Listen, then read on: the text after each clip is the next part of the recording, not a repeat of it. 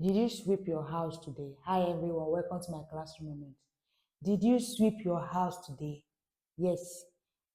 Which part of your house did you sweep?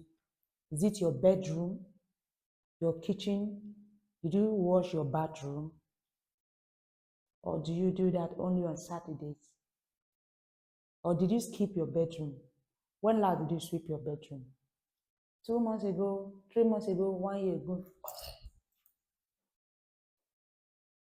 So, we're going to be looking at a very interesting topic, and that is le partie de la maison, parts of the house. La maison is house in French language, and it is now feminine. That is why it is bearing the article or going with the article la.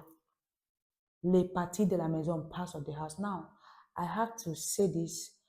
Hope you are aware that the parts of the house are quite enormous. Yes, we have veranda, we have kitchen, we have the bathroom, we have the sitting room, we have a lot, just a lot. Duplex, we have just so many. A one-room apartment, just few. So today we're going to be looking at les parties de la maison, parts of the house, just few. There's going to be